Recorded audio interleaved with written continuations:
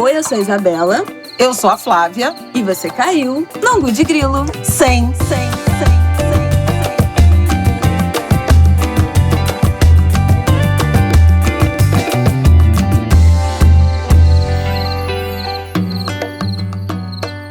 Angulers, boa terça-feira. Nós prometemos, entregamos tudo, vamos entregar tudo nesse episódio 100, comemoração, episódio 100, 2 anos de Angu de Grilo. Estamos aqui com Evandro Fiotti e Emicida, Leandro Roque de Oliveira. 4 Oliveiras, na verdade 5, que Márcio também está aqui. 5 Oliveiras, no mesmo galho. Então, assim, formou. Eu espero que vocês gostem do nosso papo hoje, mas eu já amei. É isso. Muito feliz de estar recebendo vocês aqui, gente. Muito obrigada por terem aceitado esse papo, esse convite de estrelar essa nossa comemoração. São 2 anos de podcast e faltou apresentar, né, nossos ilustres. Não, são muito títulos. Vai que vocês, Angulers, não conhecem, não têm domínio, né, informação suficiente congelados aí nos sobre últimos o currículo. 10 anos. Vieram de Marte, né? Então, vá lá. Vamos lá. Evandro Fiotti, músico, compositor, empresário, produtor, diretor artístico e sócio fundador da Laboratório Fantasma, assim como Leandro Roque de Oliveira, Emicida, também fundador da Laboratório Fantasma, compositor, escritor, músico, rapper, que mais? Estilista. Ele joga nas 11, ele faz de um tudo. E os dois fazem de um tudo. Professor agora. Professor! Eu ganhei meu cartãozinho da universidade, eu tô ostentando ele pra todo mundo, tá? Então, vocês falaram de professor, eu tenho que mostrar meu cartãozinho agora de professor investigador, tá? A única coisa que o homem faz mal, acho que a única coisa que ele faz mal é jogar futebol. De resto... Bom, alguma coisa, né? Já começou, a gente vai começar assim? A gente vai começar por aí? Ó, tá todo mundo em família. Esse programa é família. Agora, olha que interessante. Professor no outro lado do Atlântico. Isso tem um significado muito especial, não tem? Tem. Essa travessia atlântica para ensinar, né, em Portugal, a partir da experiência diaspórica afro-brasileira, Emicida? Tem, Flávia. Meu Deus do céu. Pensa que eu venho do estado que é o estado do café. O café tinha a tradição, né? Os grandes barões do café tinham a tradição de mandar seus filhos para Coimbra. Então, Coimbra tem uma responsabilidade muito grande na formação intelectual desses herdeiros do café. Então, o que a gente está fazendo, né? O que a gente está tendo a oportunidade de produzir aqui é uma perspectiva completamente diferente do que a historiografia tradicional apresenta para a gente, né? Eu tô felizão e tô empolgado aqui porque esse convite do Centro de Estudos Sociais de Coimbra, primeiro me deixa muito honrado e me deixa muito empolgado. Eu fico fazendo essa piada da biblioteca, mas é porque, de fato, na semana passada eu fui para a universidade, eles me apresentaram os edifícios e tudo mais, e eu não posso mentir, assim, me bateu uma emoção muito forte mesmo, porque eu entendo o quanto de significado isso carrega, ainda mais para mim, que não sou uma pessoa que tem uma tradição acadêmica ortodoxa. Vamos dizer assim, a primeira vez que eu entro para frequentar uma universidade é essa, longe de casa. E pé na porta, né? Para ensinar, né? Sim, chega de um jeito muito bacana. Eu já tenho uma pergunta, que você falou isso, que a primeira vez que eu entro numa universidade é para lecionar. Que eu acho que é uma pergunta para vocês dois, assim, gostaria de ouvir essa visão. Na música Amarelo, tem uma parte que você fala, você vai atrás desse diploma. E isso virou um lema para muitos estudantes negros da universidade quando se formam. Toda hora eu vejo no Twitter alguém postando foto com diploma, foto na formatura, marcando vocês dois, agradecendo. Mas, ao mesmo tempo, eu tenho acompanhado nos últimos anos o ensino superior caindo também em descrédito, né? Eu acho que muitas coisas envolvidas. O aumento do desemprego, principalmente entre os jovens, a dificuldade de conseguir emprego na área, mesmo depois de formado, a falta de perspectiva, né, em muitas profissões. Acho que também tem uma questão da cultura, dessa nova cultura da internet, de ser influenciador digital e não preciso estudar nada, não preciso formar em nada, eu posso ser influenciador, essa história de coach. E o racismo e o preconceito que ainda existe, né, na universidade, no ambiente também, universitário. Que afasta muito. Vocês acham que o ensino superior e esse diploma, né, essa imagem do diploma, tá caindo realmente em desuso ou tá deixando de ser uma vontade, principalmente para os jovens negros? Tá faltando credibilidade? Vocês acham que isso ainda é importante? E se é importante, é pelo título, por ostentar esse título, ou porque de fato isso pode abrir uma nova porta, um novo caminho na vida? Peraí, tem várias perguntas nessa. Tem. Vamos começar pela mais básica de todas, assim. Nós descendemos de famílias que compreenderam, a custo de muito suor e muito sangue, muito esforço, que só era possível se produzir uma revolução que tivesse como fruto algum tipo de ascensão social se isso acontecesse através da educação. Então, as nossas mães, né, falando especificamente do nosso caso aqui, da nossa mãe, a dona Jacira. Mas é o meu caso também com a dona Ana. Aí, entende? Então isso é essas coisas que funcionam meio que como um Bluetooth, sabe? A gente está conectado nesses valores. Muitas vezes, algumas pessoas não entendem quando eu falo sobre isso, mas de fato a ascensão de cada um de nós representa uma série de abdicações na vida de outras pessoas. Um esforço que é muito difícil mensurar o peso de um diploma para alguém como eu e o peso de um diploma para alguém que nasceu dentro do que a gente pode chamar aqui de universo privilegiado, para usar o termo do momento que a gente está.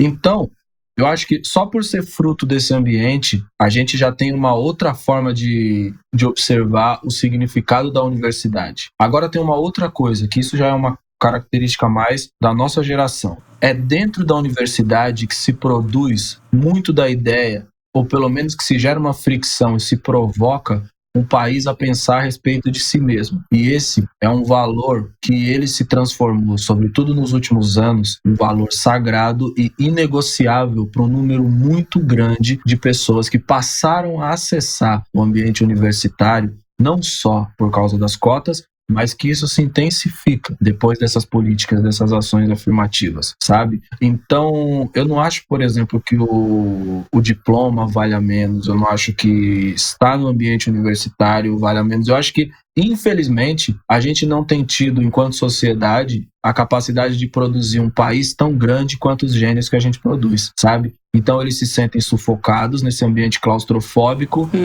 eles acabam, até pelas condições de vida que são oferecidas aqui para as pessoas que se dedicam ao mundo do conhecimento, abdicando desse caminho. Uma vez eu vi o Milton Santos falando sobre isso e é uma resposta que eu levo para a vida, porque no episódio do Roda Viva, no qual ele participa, um jornalista a certa altura pergunta para ele: é difícil ser um intelectual negro no Brasil? E ele responde: a gente precisa pensar o seguinte, é difícil ser intelectual porque o Brasil não tem uma tradição de lidar tranquilamente com o pensamento crítico, a gente tem uma raiz autoritária muito forte, e é difícil ser uma pessoa de pele escura, um ser humano negro no Brasil. Então você junta as duas coisas e você aumenta em 100% o grau de dificuldade para fazer essa travessia. Todos esses entraves, eles acontecem. Mas eu acho que é muito importante que a gente observe um dado que foi compartilhado algumas semanas atrás. Pela primeira vez na história, 28% das pessoas nas universidades públicas são mulheres negras. Essa também é a maior fatia da população brasileira. 28%. Então, os mesmos 28%. Olha que coisa louca. A gente conseguiu, em um espaço, produzir uma representação legítima dessa parcela na sociedade. Agora a gente precisa pegar esses dados e se perguntar: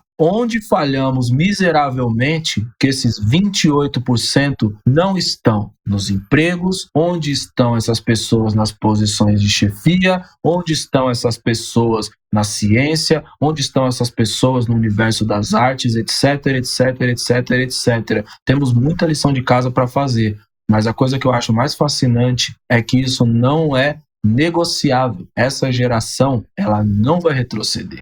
Eu queria adicionar um ponto para ouvir o Fiote sobre esse tema. Emicida, você tem razão quando fala dos 28% de mulheres negras na universidade, na população brasileira, mas não nos espaços de poder político, econômico, acadêmico, científico, corporativo, jurídico, né? A justiça também é um eixo importante. Mas eu queria só recuar um pouquinho antes de falar do depois, né, do depois da universidade, e saber de vocês se dentro da própria universidade vocês acham que houve uma mudança robusta na direção de pensar essa inclusão dos jovens negros de baixa renda, vindo da escola pública, da periferia, como ofertadores, não sei se essa palavra está correta, de saberes para a universidade. Porque me parece que o mundo acadêmico ainda tem uma visão de que ele é que vai doar conhecimento para essas pessoas. Não há no senso comum a percepção de que a periferia, o jovem negro, ele agrega saberes, possibilidades de aprendizado, de experimentos sociológicos, científicos, seja lá o que for. Ainda não há esse reconhecimento de que nós fazemos tão bem para a universidade, e como nós, eu estou falando de gente como vocês, e como eu fui, uma jovem de subúrbio, crescida em Irajá, filha de uma mãe com 5 anos de escolaridade. A Isabela aqui é o privilegiado do grupo. E o Martin mais ainda, né? Porque já nasce numa outra perspectiva. Eu falo isso pra minha filha também. Eu falo pra elas aqui, você é playboy. Entendeu? Você não pode falar nada. Total. A gente fala Afro Maurício. Elas falam pra mim assim, mas você também. Eu falei, não, eu sou uma pessoa que produziu alguma ascensão social. Exatamente. Nós experimentamos a mobilidade social. Eles já nasceram nesse ambiente. Mas é que me parece que ainda há uma visão, e muitas vezes no debate eu acho que isso fica muito claro, de que a universidade e esses saberes convencionais regulares nos fazem bem, e não o contrário. E eu acho que tem uma revolução em andamento também do ponto de vista do material de estudos, das pessoas que são estudadas, do processo histórico. E essa é uma contribuição absurda, imensa, que enriquece a academia brasileira. Eu queria ouvir um pouquinho do Fiote sobre essas impressões em relação ao ensino regular e a nossa presença. Incrível. Flavinha, eu acho que essas questões dos índices todos que o Leandro trouxe, que vocês colocaram muito bem, eu acho que acaba sendo um reflexo dessa desigualdade toda que a gente tem no Brasil. E hoje, por ser uma pessoa negra que conseguiu, um jovem negro que conseguiu resistir, né? Fugir às estatísticas de resistência mesmo dentro da sociedade brasileira. E eu digo que eu tenho um olhar muito de cima dentro do ambiente que a gente habita, de como essas estruturas se movimentam, se mobilizam. Então a gente com a Lab conseguiu inspirar, através do nosso trabalho, uma geração inteira dentro da academia, assim. E esses jovens também, não à toa, são jovens também que têm tido bastante distúrbio de ansiedade, bastante um desafio de se encontrar no mundo, porque dentro do ambiente acadêmico, eles ainda são uma minoria representativa, e ainda por ser essa minoria, não existe uma compreensão do ponto de vista de liderança estratégico, do pensar a universidade, do que significa esse jovem negro ocupar esse espaço também, que é as vicissitudes de uma pessoa negra ascender em qualquer ambiente da sociedade, tendo aí o racismo como estruturante das relações, né? Então, eu acredito que a única forma da gente anestesiar um pouco dessa trajetória, que eu celebro bastante o que a gente conquistou, mas uma coisa sempre me entristece muito, porque a gente é sempre os primeiros a fazer alguma coisa. E isso diz muito sobre a escassez do Brasil e como o Brasil muitas vezes não merecia lideranças como a gente, como você, como a Isa, por essa desigualdade tanto que ele produz, porque pra gente chegar aqui, 99% de semelhantes como os nossos não chegam e não vão chegar. E a gente tem consciência disso e consegue ter uma visão holística de que eu acredito que a única forma atualmente da gente conseguir realmente dar passos sólidos para fazer essa inclusão dos jovens numa quantidade maior dentro do ambiente acadêmico, mas fazer também com que esse saber que a gente leva seja valorizado, porque esse saber também tem que ser valorizado dentro do ambiente de negócio também, não é só dentro das universidades. Acredito que a única forma é a gente produzir lideranças que realmente consigam tomar decisões dentro desses espaços, consigam transformar eles num ambiente mais inclusivo, de verdade, mais democrático, valorizando a pluralidade da negritude do povo brasileiro. Mas eu acredito que hoje a gente ainda está um distanciamento longínquo disso acontecer, sabe? E eu percebo que eu tenho até falado bastante isso. Eu radicalizei um pouco meu discurso nesse sentido. Eu acho que sem medidas e ações práticas, estruturais, institucionais, para mudar de verdade, numa escala grande, esses índices, vai ser muito complexo da gente conseguir resistir, porque basicamente a gente está num país que mais de 50 milhões de pessoas estão passando fome, sabe, novamente.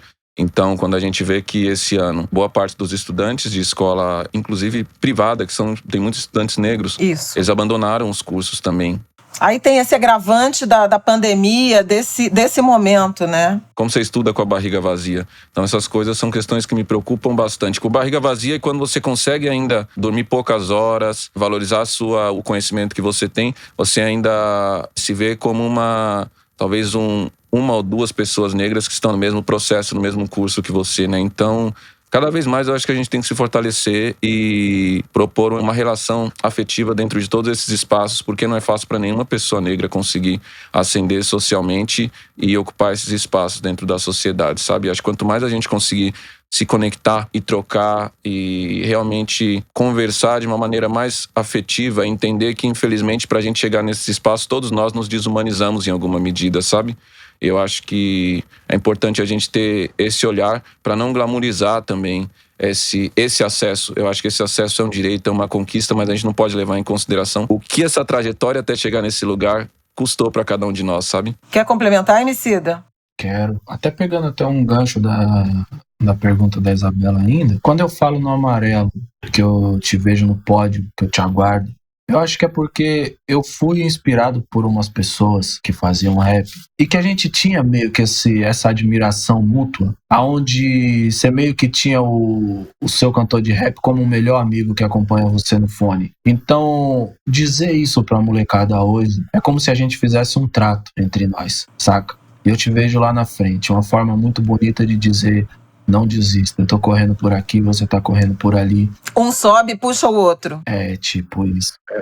Só complementando essa resposta do Evandro, pegando uma parte que eu acho que é interessante de falar, o que a universidade ganha com a presença dessas pessoas? O que constitui a ideia do que é ciência, sacou? A gente precisa pensar na forma como a gente entende o que é ciência. E aí o que eu acho? Que todos esses outros corpos acessando esse espaço que até então era restrito e que inclusive precisa se ressignificar para poder abrigar todos eles, saca? O que todos esses corpos trazem para dentro da universidade? Uma outra forma de contemplar o que significa ciência. Por exemplo, entendemos como ciência o sapo morto sendo dissecado para a gente compreender o que tem dentro dele. Então a vida já não mais existe ali, saca? O que eu acho que a gente ganha quando, por exemplo, as populações indígenas alcançam esse espaço? Uma outra forma de se relacionar com a ciência, onde o que seria o objeto de estudo permanece vivo, que é a forma com a qual a população indígena desenvolveu sua ciência ao longo de 20 mil anos nesse chão, sabe?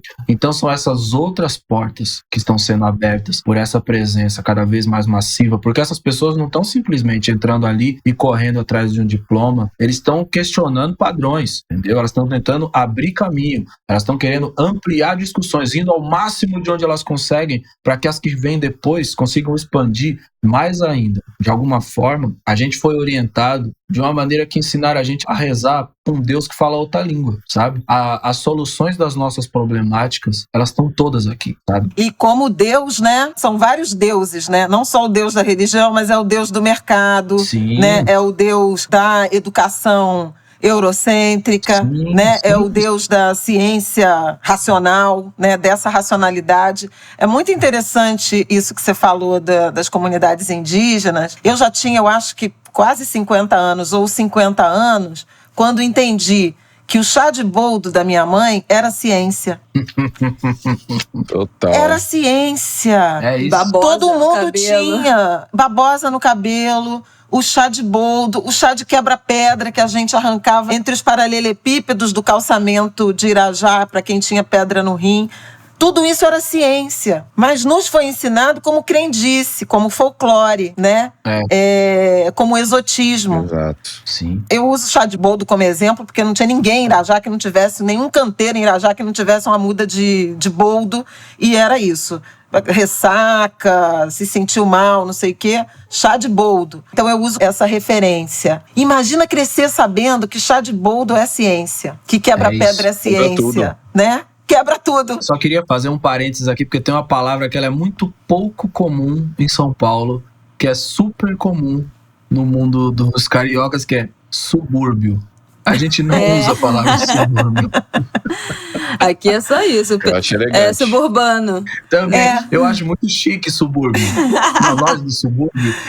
E é engraçado porque nos Estados Unidos essa ideia de subúrbio é outra coisa, né? São as áreas afastadas do centro, mas de muito conforto, né? E aqui, na verdade, no Rio, né, caracteriza exatamente, suburbano mesmo, é que não tem a mesma oferta de serviços públicos, não tem o mesmo acesso, né? Mini cidadania, né? Exatamente, então é um espaço de exclusão, né? É denominado espaço de exclusão, é muito louco isso, né? E aí a gente precisa trabalhar a potência, a riqueza, né? E reivindicar a inclusão desses espaços. Total. O Fiote falou, quando a gente não estava gravando, que ele voltou a estudar. O que é voltar a estudar? O que você quis dizer quando disse que voltou a estudar? Legal. Tô inspirado no mestre aí, né? O malandro aí tá tocando pixinguinha, tá jogando pesado. Então tive que também... tive que voltar pras aulas também, tá sendo muito bom. Eu tô estudando diversas coisas, assim. Primeiro que eu tô tentando entender mais meu espaço no mundo dentro desse novo momento que a gente tá vivendo. Então toda essa agonia, essa angústia que a gente tá vivendo por não ver o mundo caminhar por um caminho mais humano também acaba que a gente, como pensadores da arte, como artista, acaba sentindo isso de uma maneira muito intensa. E desde o ano passado eu percebi que eu tinha que desprender um pouco da rotina só de empresário e poder sentir um pouco mais esse meu lado criativo, esse meu lado artístico também. E aí começou a rolar um processo muito lindo, que eu, pela primeira vez, comecei a fazer aula de canto, então comecei a fazer... Ah, que lindo! Voltei pra terapia também, que tá me ajudando bastante. Comecei a fazer uma coisa que eu sempre quis, que era estudar piano também. E aí tudo isso foi virando um caldeirão muito rico, que começou a agregar também, inclusive, na minha atuação como empresário, a forma como eu penso música, a forma como eu trabalho nos artistas que a gente tem, nos projetos em qual eu tenho participado. Isso tem feito com que eu tenha... Basicamente, eu pensei assim no começo do ano, pandemia 2.0, o que eu vou fazer agora? Eu tava preparado pra isso não, né? Acho que ninguém tava, né? Embora soubesse que podia acontecer. Eram só 15 dias, né, então, gente? Falei, o único jeito de eu conseguir, já que a gente vai ter que se manter isolado pra garantir que a gente não tenha nenhum contágio, nem sequela, nem nada do gênero, eu preciso encontrar uma forma de estar bem comigo mesmo, de fato, né? Porque a pandemia, a gente, como seres humanos, precisamos de ambientes sociais, né? O samba sempre foi isso pra mim. Eu tô sentindo muita falta desses ambientes, sabe? Mas, ao mesmo tempo, a gente ainda não pode se permitir ser hipócrita, né? De não enxergar a realidade que a gente tá ainda vivendo, né? Então, quando eu me vi com isso, eu falei, é só eu e você, música. Ela mostrou o caminho mais uma vez nessa vida, entendeu? Aí eu comecei a compor um monte de coisa, comecei a fazer uma série de canções e composições que até então, quando eu comecei a destravar essas barreiras mentais, na verdade, eu passei a perceber que essa grandiosidade sempre esteve aqui e, na verdade, eram complexidades que foram me distanciando de mim, da minha humanidade. E cada dia mais eu tenho procurado me conectar comigo mesmo. Assim, a música está sendo um elemento, mais uma vez, fundamental nisso, como já foi em outras vezes na minha vida e na vida de tantos como nós, assim, sabe? Então, tô dando um jeito de, não só de praticar, mas de realmente que eu sou uma pessoa que eu sou péssimo de aprender sozinho, entendeu? Eu preciso de um professor, eu preciso de um tutor, porque senão eu me desmotivo, né? Então, às vezes eu tô fazendo um estudo que é correto e a minha mente, né, fica o diabo e o anjinho, né? E aí o diabo fala, mas você tá fazendo tudo errado, porque você não procura alguém. Aí o anjinho fala, mas deixa o cara, mano, não tanto de vez que o cara trabalha ali. Aí vem o diabo e fala, mas ele nunca faz nada direito, eu te ouvi no Quebrada Pode falando que você aprendeu a tocar violão sozinho, comprando revistinha. Foi. Pra aprender. Então, pera lá. Foi mesmo, anos 90 era assim. Então também aprende sozinho, sim. Foi isso mesmo. Só que é louco porque a gente faz as coisas, mas às vezes a gente... Todas essas consequências, né, do racismo na nossa sociedade, a gente não tem compreensão da nossa grandiosidade às vezes, sabe? E eu percebi que, querendo ou não, meu orixá e a música tá sempre... Basicamente, no começo do ano, eles olharam pra mim e falaram, mano, estamos quase desistindo. Então, assim, ou você levanta agora, entendeu? Ou na próxima vai ter que ser uns bons tabefe na cara, entendeu? Ou E aí, tomei vergonha na cara. Mediante essa ameaça. Então, vou ter que usar esse gancho para perguntar da relação de vocês com a religiosidade. Nós somos duas mulheres do candomblé, a gente fala muito de fé aqui, muito sobre religião de matriz africana, também, obviamente, sobre racismo religioso, porque não dá para fugir, né, nesses tempos. Mas também muito da fé, muito de como isso ajudou a gente a passar, né, por essa pandemia, por tudo que aconteceu. E até antes disso também, como é nossa válvula de escape para alegria, para tristeza, para o agradecimento. E queria saber qual é a relação de vocês com ou alguma religião ou alguma espiritualidade. Vou deixar o patrão começar aí. Mano, eu tenho algumas religiões. Porque eu sou sommelier de fé. É A sério, degustação. eu não acho que a gente, um pouquinho aqui, um pouquinho a ali. gente compreende religião como se a gente tivesse que ter uma só. E eu acho que tem tantos caminhos para você se conectar com a existência que eu não me vejo na obrigação de dizer para você, eu sou só do candomblé. Não, eu tenho um afeto. Sabe por que eu amo candomblé? Porque o candomblé é o único lugar onde uma pessoa de pele escura se vê em Deus, saca? Na aparência. Uhum. Entendeu? No significado visual da figura de Deus. As entidades grandiosas, elas também têm a pele escura. Então eu acho que o candomblé por si só é uma linha de raciocínio que não estabelece um teto para a pessoa preta em instância nenhuma. Acho que isso me provoca a buscar minha grandeza, sabe? Tem uma ideia, não lembro de quem é essa frase, que diz que paraíso não é um negócio que um lugar para onde você vai quando você morre, mas sim alguma coisa que você alcança por ter sido uma pessoa grandiosa em vida, saca? Então você vai crescendo até conceber o que é a ideia de paraíso. Então, eu poderia falar para você que eu tenho uma relação muito próxima, direta, com duas religiões, mas não com elas do ponto de vista institucional. Uhum. Que seriam, sim, o candomblé e o budismo. São coisas que eu me mantenho muito próximo. Minha mãe foi do budismo durante muito tempo e a gente, consequentemente, foi do budismo com ela, assim como ela também já foi evangélica, assim como a gente foi batizado na igreja católica, a gente passou por todas, assim. É meio que por isso que eu brinco também que eu sou sommelier de religião, porque a gente passou exatamente por todas, entendeu? A gente reza, eu e Fiote, a gente sabe rezar em japonês. E a minha irmã, a Kátia, esses dias, eu tava falando com ela e ela rezou inteiro em japonês. Eu só lembro uma frase ou outra, entendeu? Então a memória dela é absurda. A gente passou por tudo isso aí, então eu não me vejo na obrigação de ter só um caminho para me conectar com a existência, que é o que eu acredito que seja Deus. Do ponto de vista ritualístico, eu sou do candomblé, sim. É para os orixás que eu direciono a minha devoção, as oferendas e as práticas religiosas. Mas no sentido de formação e de construção de fé, me pareço muito com você, porque também fui batizada, também fiz primeira comunhão.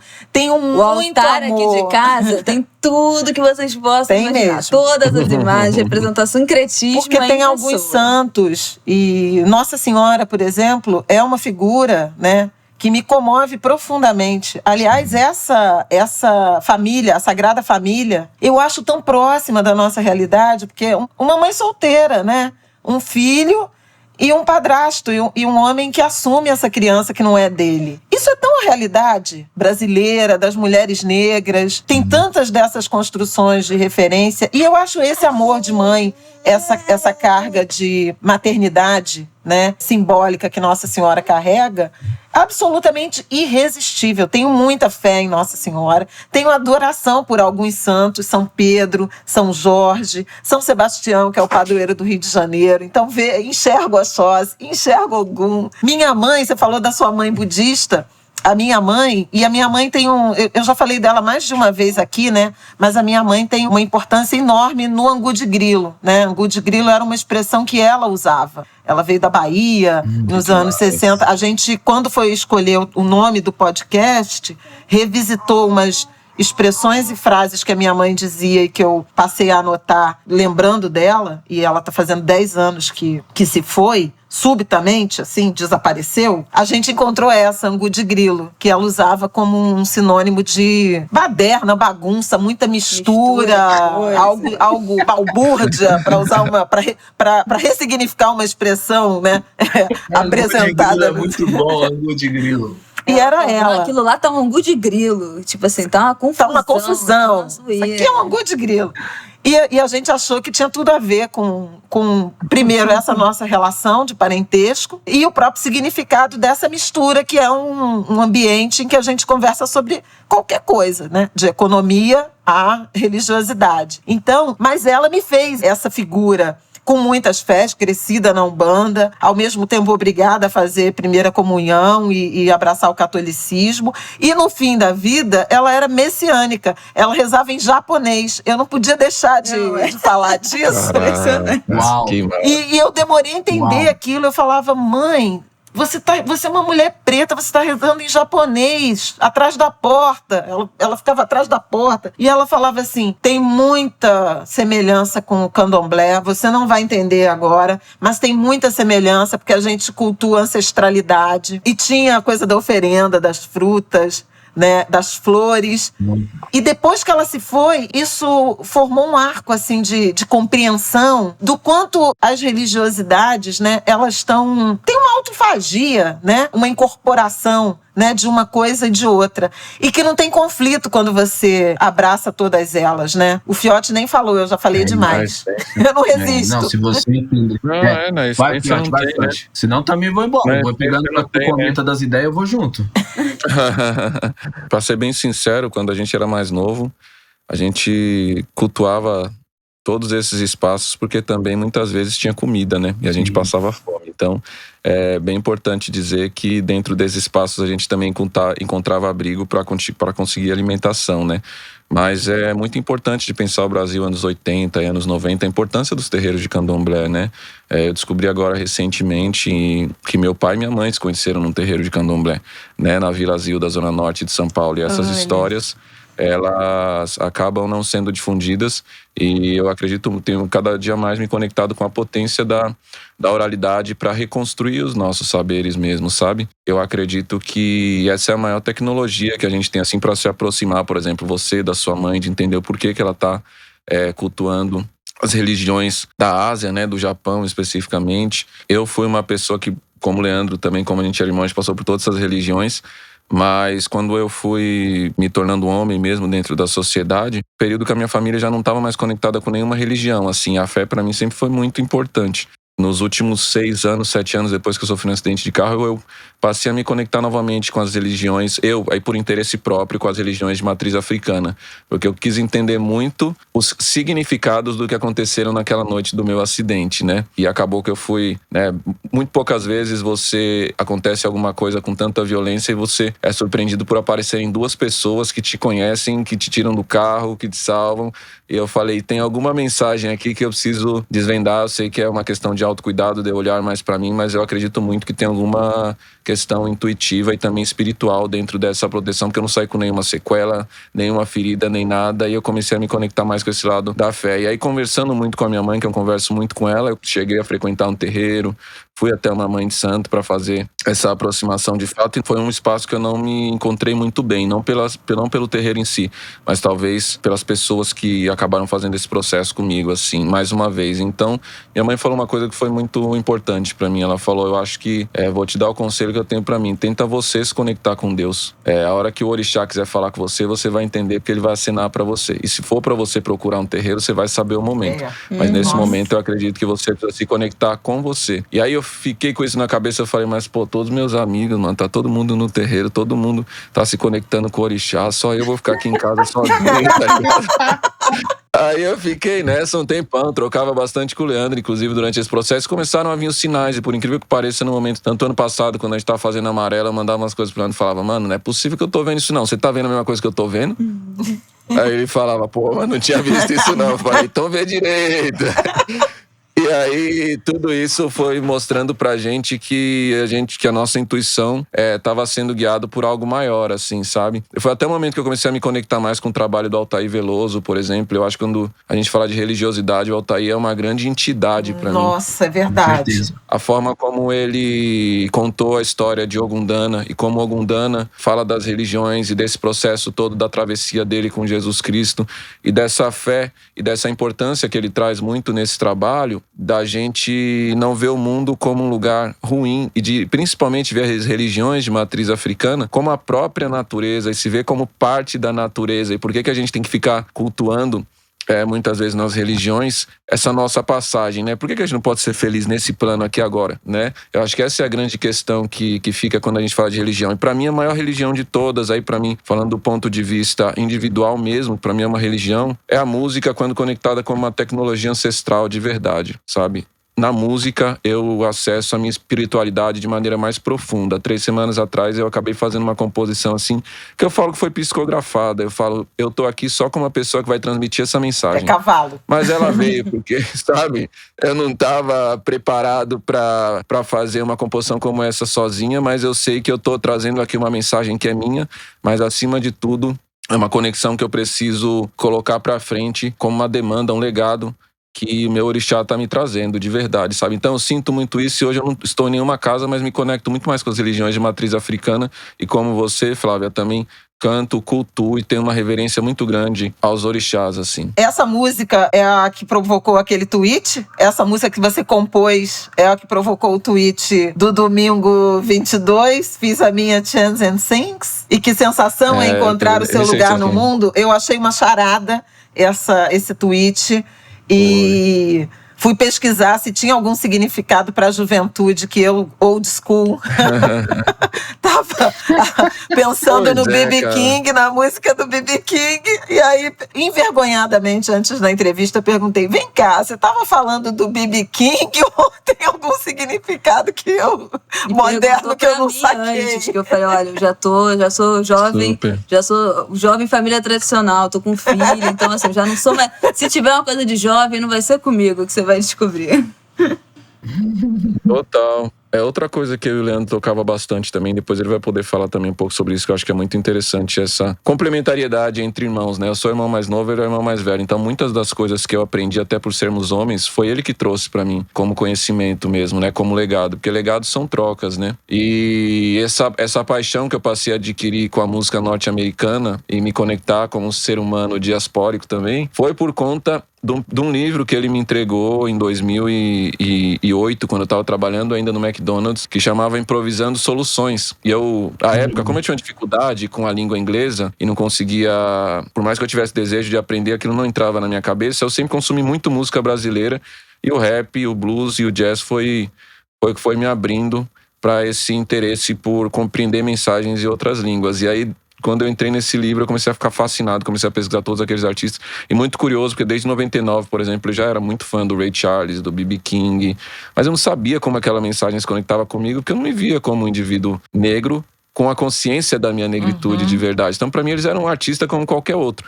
Quando eu passei a conhecer a trajetória de vida, a me conectar com a trajetória deles e tal, tudo isso realmente passou a fazer um significado muito grande na minha existência. Então, só que ao mesmo tempo são divindades para mim mesmo, que devem ser cultuadas, esses artistas assim, de verdade. E quando eu falo que eu fiz essa obra, é porque é um processo bastante desafiador você encontrar o lugar da sua obra, da sua existência no mundo com uma diversidade e uma criatividade tão vasta, mas ao mesmo tempo com um processo, na verdade, dentro da indústria que tenta tirar isso da gente cotidianamente, sabe? Então comecei a me questionar muito sobre os padrões da indústria, as letras que a gente, quanto artistas negros, estava colocando. Foi muito mexido pelo trabalho, inclusive da forma como os rappers de maneira geral, mas em especial o Leandro também, têm um respeito com a palavra, o culto da palavra, né? O que está sendo dito, o que está sendo escrito e como aquilo vai para as pessoas depois. E acho que por estar muito dentro do rap, isso começou a mexer muito comigo e eu passei, mano, eu preciso pegar todo esse caldeirão rítmico musical que compõe a minha diversidade e condensar isso em algo sólido, mas que faça bem para as pessoas também, né? E foi daí que nasceu essa obra, e curiosamente que nasceu numa segunda-feira também, né? Gestei na segunda, viu, Isa? Gestei na segunda ela. É um blues e porque eu tava com um pouco de crise de ansiedade e tal, e eu tô passando por um pouco desse processo, eu falei, hoje eu não vou conseguir trabalhar, não tá saindo nada, eu preciso dar uma parada aqui. Eu comecei a deitar e só chorava, cara. Eu não entendia por que eu chorava tanto. E aí eu falei, bom, eu tenho pra mim nos últimos anos que o choro é um dos sentimentos mais sinceros que a gente pode emitir, de verdade. E aí, conforme começou a acontecer isso, alguma coisa me dizia, vai pegar a sua guitarra. E aí eu peguei minha guitarra e começou a sair as Blue Notes. Aí eu falei, a B.B. King tá falando comigo aqui, entendeu? Então eu preciso chorar e compor. E aí foi fazendo isso, foi curando, colocando isso pra fora. E na terça-feira eu tava 10-10 e a música tava pronta. Sensacional. Então acho que as pessoas vão sentir essa energia quando ouvirem. E é importante, né, nesse momento que a gente tá vivendo, falar sobre sensibilidade também, né? E música é um ambiente muito sensível. Você precisa ser sincero consigo mesmo para passar isso para as pessoas que vão se conectar com essa preciosidade, sabe?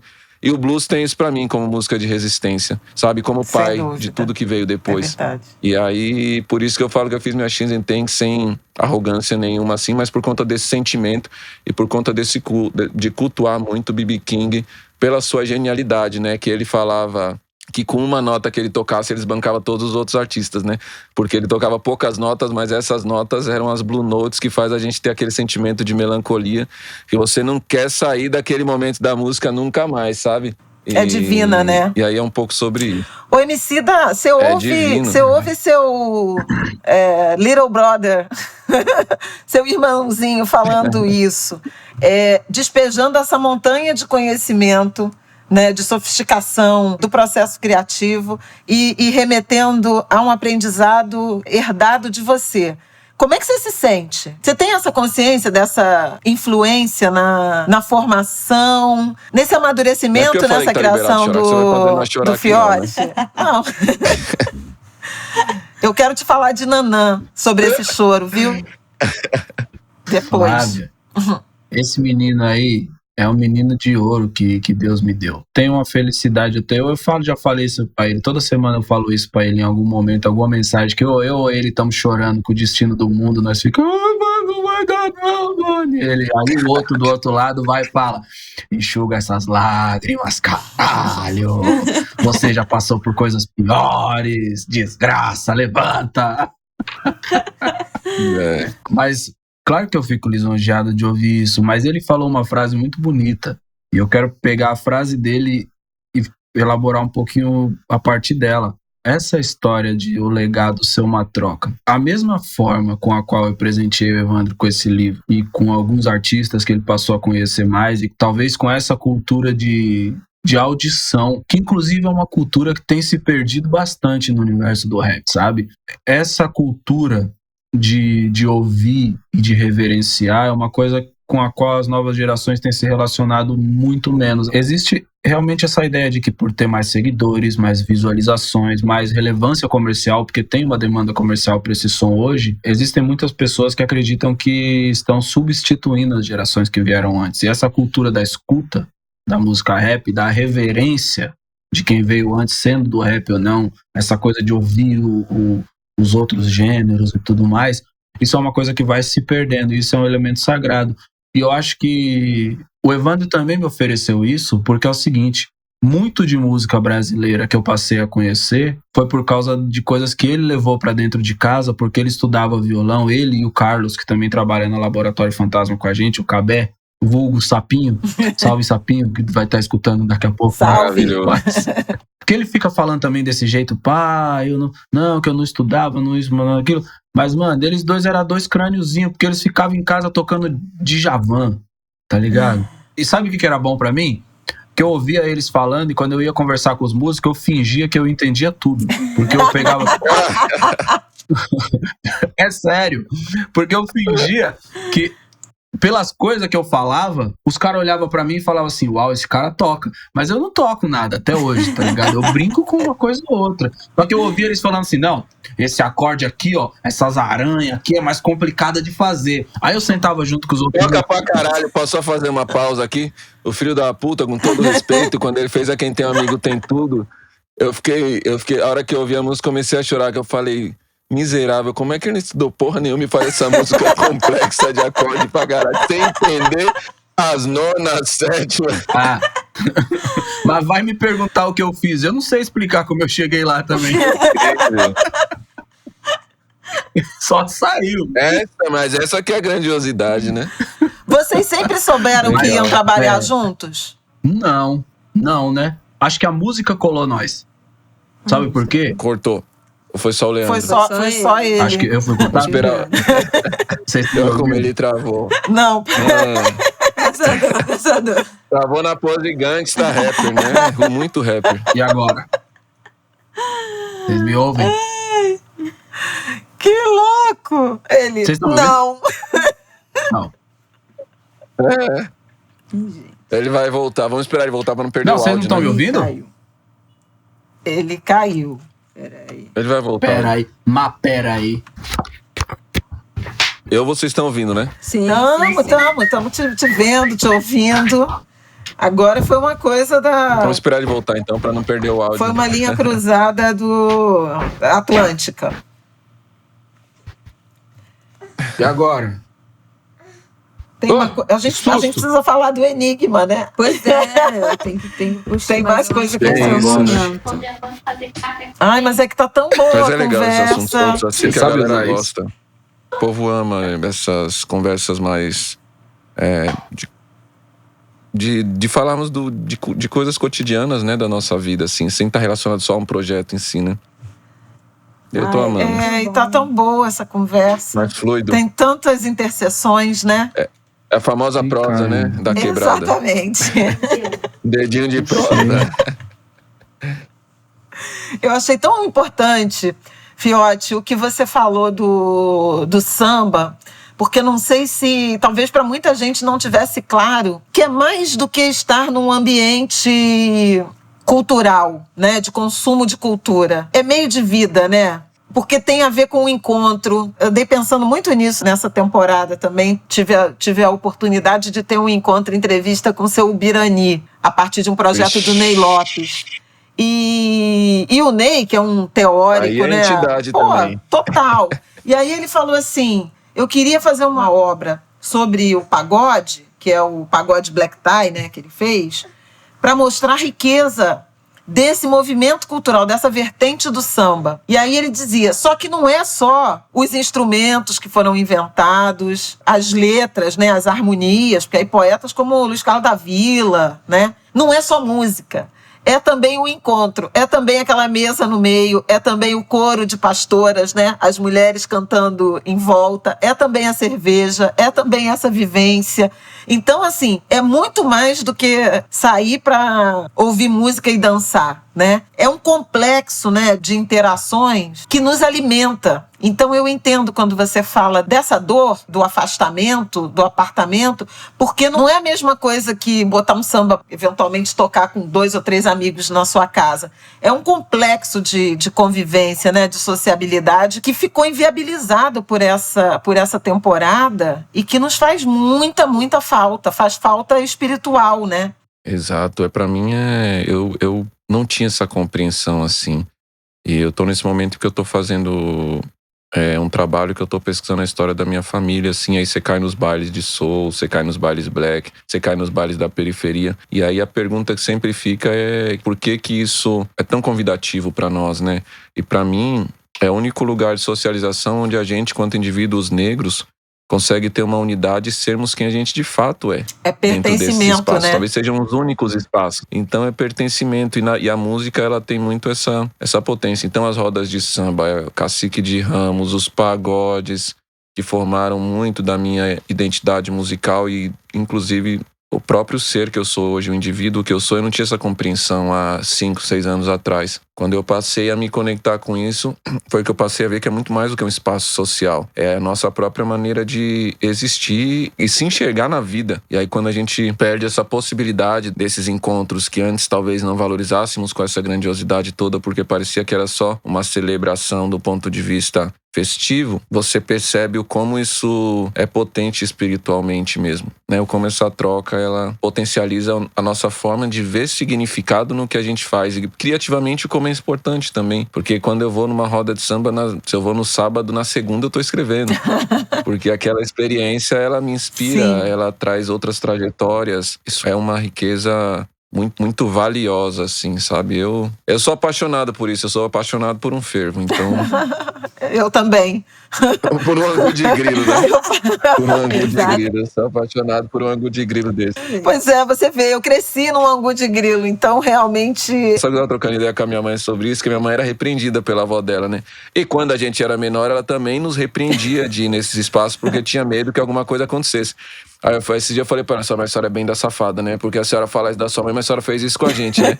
Aí ela falava, mas vocês aprenderam, né? Estão aí vivos, agora vocês podem escolher onde vocês querem ir, porque vocês podiam não estar, né? Eu me lembrei, você falou da avó da sua mãe e tal. Eu me lembrei de uma história que eu ouvi numa feijoada de São Jorge, que o Marquinhos de Oswaldo Cruz promove aqui no Rio, sempre, não no dia, mas na véspera, nas vésperas de São Jorge. E lá eu encontrei, né, Dona Ivone Lara, mas já bem doentinha, e a Dona Neném, que era viúva do Manasseia. E aí ela contou uma história, ela morreu no ano passado, também no ano de 2020. E aí ela contou como é que ela começou a namorar o Manasseia. Não tinha geladeira na casa. E a mãe mandava ela ir buscar gelo, comprar gelo. E ela detestava sair para comprar gelo porque ela era assediada por ele. Minha mãe me mandava comprar gelo e eu detestava isso. Falava, não quero ir porque tem um cara que mexe comigo. Não sei se ela verbalizava isso, mas o motivo era esse.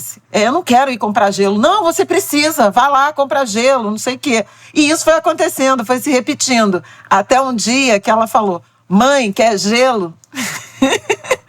Já estava apaixonada e aí começou a querer comprar gelo. Muito e assim bom. Que as coisas se dão. Então é essa socialização, né, da rua, dessa experiência, das tensões e dos afetos também que se criam a partir disso. Pois é, porque a Joti falou como nesses tempos também da pandemia a criatividade foi impactada, porque a gente ficou muito numa mentalidade de como sobreviver, né? Tanto como sobreviver ao coronavírus, como resguardar nossa saúde física, mas também financeiramente, né? A área de vocês foi uma das, se não a mais impactada, né?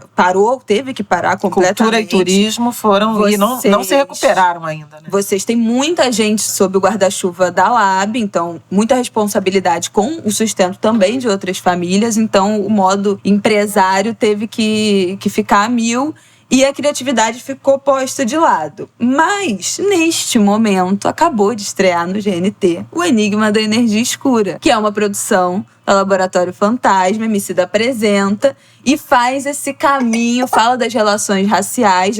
A gente está gravando aqui numa quarta-feira, teve o primeiro episódio e vai ter o segundo episódio hoje, no dia que a gente está gravando. Mas eu queria que vocês falassem um pouco. E o terceiro amanhã, né? No caso da exibição do Angu de Grilo. Exatamente. Gente, vocês que estão ouvindo, é amanhã, às 11h30 da noite no GNT, o terceiro episódio. São 5 no total. Eu já vi o primeiro, eu já quero a segunda temporada. Mas eu queria que vocês falassem um pouco da construção do programa. Não sei se vocês chamam de série ou enfim, do produto. Foi nesse momento de pandemia? Foi já no isolamento? Como é que nasceu essa ideia e esse projeto? Ideias, a gente tem, né, um monte de rascunho de coisa que a gente gostaria de fazer. Como diria o Wilson das Neves, bom gosto eu tenho, só falta quem financie. Exatamente. Eu falo pra minha mãe, eu tenho um monte de ideia, mas eu não quero executar. Eu quero vender minhas ideias, que executar dá muito trabalho. Alguém compra, pelo amor de Deus. Mas vocês têm e executam. Mas eles executam, exatamente. Então, eu acho que a gente também é muito respeitado pela nossa capacidade de execução, porque a gente consegue entregar muita coisa com um padrão de qualidade que a gente estabeleceu ao longo dessa mais de uma década aí, que faz com que as pessoas olhem pra gente e saibam, se reconheçam que aquilo vai ter um embasamento de pesquisa, tem um peso da vivência, tem uma qualidade estética também. Pra gente tem sido uma experiência nova, mas bastante edificante. Edificante é a palavra nova pra fofoca, mas aqui edificante no sentido antigo. Sabe? Porque essa coisa que você falou, Bela, da criatividade de alguma forma ser posta de lado e o lado empresário, eu acho que a gente vai sempre equilibrando isso, sabe? Essa é uma pergunta que eu escuto bastante assim, ao longo da minha vida, e hoje eu acredito muito nisso, que esse lugar para onde o artista vai sendo empurrado ao longo da trajetória, de que ele não deve se relacionar com o mundo mundano, com a coisa dos negócios, com a parte mais fria, mais burocrática, mais relativa ao pão, queijo da indústria fonográfica, da indústria artística, eu acho que essa é uma forma de iludir as pessoas e deixar que elas sejam governadas pela vontade dos outros. Então a gente sempre entendeu que essas coisas elas se complementam, sabe? Tanto é como você ter um filho e você se preocupar com a escola que ele vai frequentar, com a comida que ele vai comer. A gente diz várias vezes que a arte é um filho pra gente. E de fato a gente cuida desse filho. Então, construir uma estrutura de negócios robusta ao redor dessa arte é exatamente dizer que, eu quero que meu filho se alimente bem, que meu filho more bem, que meu filho estude numa escola bacana, que ele ande com umas pessoas legais. Então a gente vai fazendo essa condução ao longo do processo. A ideia, o cerne, né? A ideia que é o cerne da série, ela já existia. A gente estava aqui, porque a gente vai tocando no meio das responsas do dia a dia. Mas com a pandemia chegando e depois se intensificando, algumas conversas começaram a acontecer e a gente achou que essa ideia poderia ganhar luz nesse momento, porque ela ia gerar bastante reflexão legal. E aí a gente começou a produzir ela em parceria com o GNT, muito por causa do nosso amigo Fiote, que tá aí, foi amarrando essas pontes. Mas olha só, isso tem a ver com liberdade de criação, com autonomia, né, na criação do próprio trabalho. Tem a ver com prosperidade também. E tem a ver com talvez uma falta de compreensão. Eu lembro sempre do Lázaro Ramos falando que em algum momento ou alguns momentos ele secundariza o ofício de ator, que é o ofício, digamos assim, original dele, em nome de ser produtor ou diretor, porque não tem tanta gente disponível para materializar esses sonhos, né? Da criação negra, da oportunidade para roteiristas, para atores, para produtores, etc, etc. Então, ele fala isso, que precisou virar produtor e virar diretor para realizar essas ambições, que sendo só ator, ele estaria participando só de um eixo, né, de uma fração do processo. Vocês pensam isso de uma forma racional ou naturalmente vocês foram evoluindo para... Porque a origem é a música, né? Mas hoje vocês são artistas multimídia, né, e multitarefa, né? Não são só músicos, são também produtores, são também diretores, criadores de conteúdo de uma forma muito ampla. Isso foi acontecendo ou foi racionalmente planejado? Planejado eu não diria. Não seria a melhor palavra. Mas eu me vejo muito nessa fala do Lázaro. De verdade.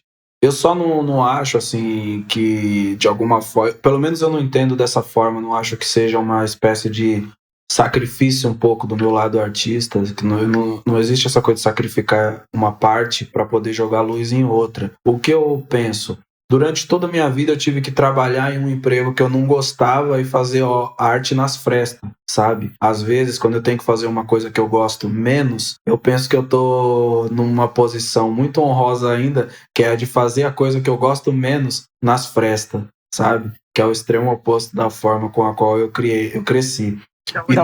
E tem uma coisa que eu acho bacana, que é uma frase do Jerry Lewis que eu amo, o humorista, que ele falava o seguinte... Eu faço piada igual criança e conto dinheiro igual gente grande.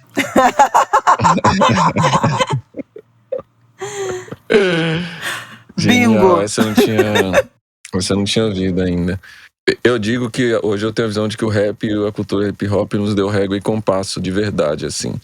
Então foi onde a gente se conectou com a nossa negritude, foi onde a gente conseguiu visualizar experiências prósperas de negócio, onde fosse impossível a gente se ver do outro lado da mesa para enfrentar esses desafios que a gente tem estruturalmente dentro do ambiente de negócios, sobretudo no Brasil, assim. Então acho que durante os últimos 12 anos a gente conseguiu realizar feitos muito grandiosos através da Lab. E acho que cai um pouco naquela primeira resposta que a gente falou lá atrás. Eu acho que esse lugar que a gente ocupa hoje dentro da indústria é um lugar muito único por falta de oportunidade. Então muitas das coisas que a gente faz não é porque a gente única e exclusivamente quer fazer. É porque a missão precisa ser feita. Se a gente não honrar esse caminho que estamos abrindo de maneira coerente com a nossa trajetória, com o que a gente acredita e principalmente com os valores que a gente acredita, de certa forma a gente está renegando parte da nossa missão também, né? E hoje é muito nítido que muitas dos feitos que a gente realizou, talvez se a gente não tivesse aproveitado essas oportunidades, acho que outras pessoas não teriam feito, porque a gente tem uma maneira muito única de conduzir os negócios de verdade, sabe? E eu acho que isso parte muito da estratégia de negócio como um todo, assim. Então, quando começou a pandemia, realmente já tinha essa ideia desse projeto, só que a gente se sentiu desafiado.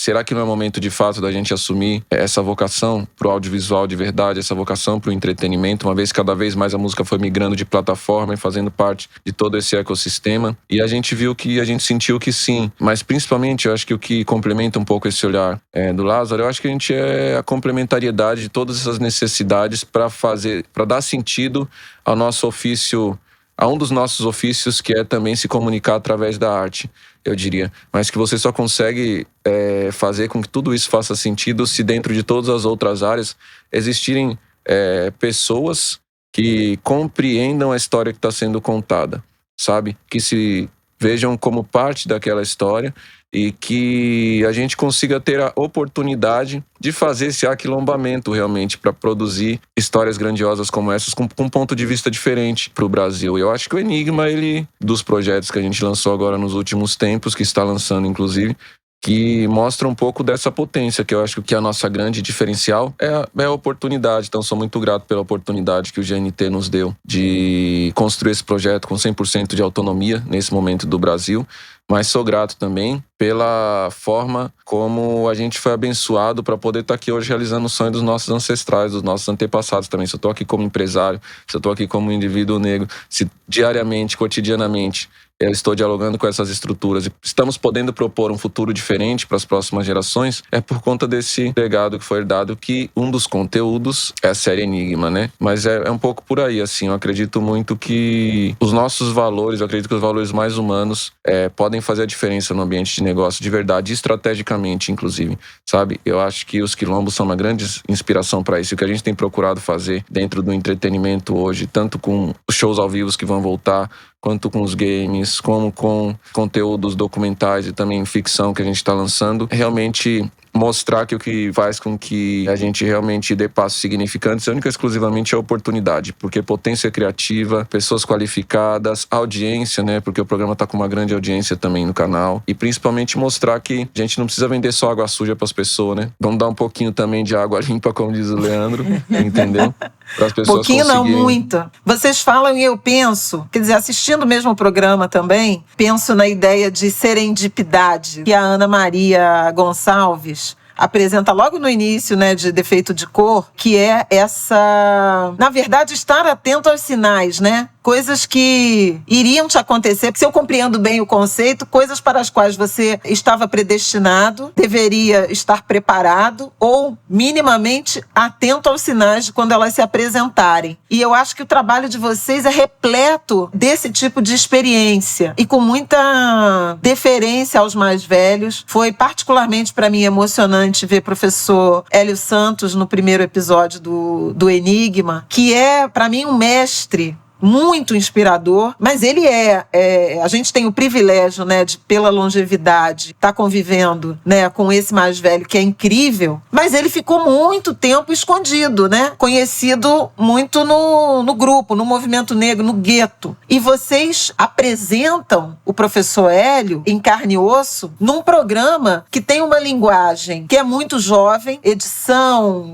de imagens, trilha sonora, o conteúdo, né, conteúdo gráfico, com imagens, com animação, que vai alcançar pessoas muito jovens, um outro público, né, para essa sabedoria de um mais velho. Então, assim, isso é generoso, mas é uma imensa responsabilidade, né? Encontrar, reverenciar, trazer essas pessoas. Eu acho que vai muito no que aconteceu quando vocês lançaram o Amarelo documentário, né? que vocês falam de Wilson das Neves, falam dos clubes. Lélia, do Movimento Negro, do Teatro Municipal. E as próprias buscas do Google, né? Os dados do Google mostram um aumento de busca por esses mais velhos que muita gente nunca tinha ouvido falar, que não conhecia e que a partir do documentário foi procurar, foi pesquisar. Então, acho que os dois estão casados nessa ideia. Foi uma chuva de referências muito grandes, né? Em todos os projetos. Quer comentar primeiro, muita. Eu acho que essa é a forma de externar gratidão, principalmente quando essas pessoas ainda estão aqui. Infelizmente, não são todos esses mais velhos que podem colaborar, porque eles não estão mais nesse plano. Então, o que a gente tenta fazer, eu, como uma pessoa que tem a responsabilidade de conduzir a forma como essa história vai ser contada, é mostrar o quanto a gente deve a todas essas pessoas e o quanto eles não tiveram um espaço tão amplo para a voz deles ecoarem, mas que eles deram passos muito sólidos para que a gente pudesse saltar de algum lugar, e às vezes eu vejo isso se perder nas discussões contemporâneas, sabe? Então eu acho que tem muita coisa de conectar os tempos e as linguagens, porque eu acho que a gente consegue falar com todo mundo. Para mim é uma honra, sem tamanho, de verdade, poder colocar o Hélio Santos na televisão do Brasil, sabe? Poder colocar a Sueli Carneiro na televisão dos brasileiros, sabe? Com todas essas pessoas aqui tendo a oportunidade de ver buscas em seus nomes aumentando, ver que muitas são as vezes, isso é uma coisa sobre a qual a gente fala muito pouco, né? E eu converso muito com os mais velhos, de verdade. Isso aí, inclusive, é uma coisa que o Evandro puxa demais minha orelha, porque ele fala que eu devia colar mais com os mais jovens também. Mas eu converso muito com os mais velhos, praticamente diariamente a gente se telefona, porque eu gosto de trocar ideia, meu. E muitas dessas pessoas, elas, sobretudo nesse momento, têm um sentimento de que o que elas fizeram foi em vão, sabe? Não foram poucas as vezes que eu ouvi de pessoas muito importantes, verdadeiros nomes sagrados para nós, que eles não têm a convicção de que realmente eles acertaram no que eles fizeram. Então é muito importante que a gente consiga construir toda essa visibilidade com uma mentalidade que só foi possível de existir por causa da provocação que essas pessoas criaram no passado. E para mim é uma questão pessoal dizer esse obrigado em rede nacional todas as vezes que eu puder fazer isso, porque eu sei que no momento em que esse obrigado aparece, o ambiente ao redor de cada uma dessas pessoas observa elas com outro valor, com outro peso, busca o significado, começa a ser muito mais amplo. Então, se eu posso dizer um obrigado para essas pessoas dessa forma, eu devo fazer isso, saca? Uma vez o Brown falou uma parada pra mim que eu acho foda. Ele falou, pô, eu canto rap por causa do Chuck D, do Public Enemy. Qual que é o tamanho do obrigado que eu devo pro Chuck D, tá ligado? Se não fosse o rap, eu nem tava aqui, mano. Entendeu? Qual que é o tamanho do obrigado que eu devo para essas pessoas? O obrigado que mais bonito que eu posso embalar e entregar para elas é devolver para elas a sensação de que, mano, elas precisam ter esperança porque elas criaram a minha geração. Não existiria um Emicida se não tivesse o Milton, se não tivesse a Regina, se não tivesse a própria Sueli, se não tivesse a Lélia, que não mais está aqui nesse plano, mas está em energia, está em vibração, está em significado, se não tivesse o Hélio, o Mário Nelson e tantas outras figuras que a gente poderia ficar aqui falando, mas a gente tem muito ouro ao nosso redor, sabe? A gente tem até uma dificuldade, assim, de tipo, a gente quer fazer todo mundo ver tudo, a gente tem que sempre passar um pente fino, assim, de como que essa pessoa vai ficar de fora, ela não pode ficar de fora, cara, caramba, ninguém vai entender nada, mas a gente vai tentando organizar de uma maneira que o povo também consiga acompanhar essa linha de raciocínio. Eu sempre brinco pensando numa coisa, né? Ser uma espécie de canivete suíço, se desdobrar em 1000, é uma característica do nosso povo, entendeu? Dar amplidão a essa característica é uma característica do nosso tempo. Exatamente. Sabe? Então, a gente une essas duas coisas e vira essa antena que alcança as pessoas com coisas bacanas e dá a oportunidade desses obrigados chegarem em quem precisa ouvir eles. Uhum. Eu acho que só para complementar um pouco desse ponto de vista, assim, a gente chegou a fazer bastante isso na época do São Paulo Fashion Week, né? A gente fez um dos desfiles mais épicos da Semana de Moda de todos os tempos, assim, única e exclusivamente por ser quem a gente é, né? Por levar para a passarela pessoas que representam o ambiente do qual a gente veio. E no audiovisual a gente tem procurado conduzir da mesma maneira, né? Expor de uma maneira elucidativa como esse processo de apagamento histórico acaba fragilizando fragilizando a potência da sociedade brasileira, do povo brasileiro, de fato, né? E como é aí que mora a nossa grandiosidade. Esse episódio que você falou, Flávio, pra mim ele tem um significado bastante relevante estruturalmente de narrativa, e a série como um todo também eu te explico o porquê. Tenho duas grandes referências como professores, assim, eu sou apaixonado. Um é o Hélio e outro é o Milton Santos, assim, que infelizmente não tivemos a oportunidade de conhecer em vida. Eu diria que são como os nossos mais velhos, como eu acabei crescendo sem pai, eu diria que são como pais pra mim, assim, de verdade. E nessa entrevista do Hélio eu não pude estar presente, assim, só que eu assisti esse documentário, esse corte desse filme tão vezes pra construir a narrativa, junto com a direção, que eu sei todos os movimentos do Hélio no episódio como um todo, assim. Eu até falava, mano, acho que porque eu sou magrelinho, né, falava, eu já me vejo, olha como isso é interessante, né, que eu assistia ele e assistia o 2 que é o episódio que vai ao ar hoje, né, que a gente tá gravando na quarta, mas o nosso vai ao ar depois que for o 3, que tem o João Jorge do Olodum, que é um amigão meu, que a gente troca ideia há muito tempo. Eu não tinha conhecimento da profundidade política da história do João Jorge, de fato, da forma como a gente tá trazendo ali. E quando eu me deparei com isso, eu falei, meu Deus do céu, que privilégio é poder dizer que eu tenho um WhatsApp pra trocar ideia com o João Jorge cotidianamente, entendeu? E aprender com ele. E ele tem uma fala no episódio 2 que é muito engraçado, que ele fala, o Brasil, meu irmão, não tem compreensão do que essa negritude está conseguindo produzir no meio da ditadura militar. A gente está aqui, meu irmão, é na aventura, promovendo saúde, promovendo educação.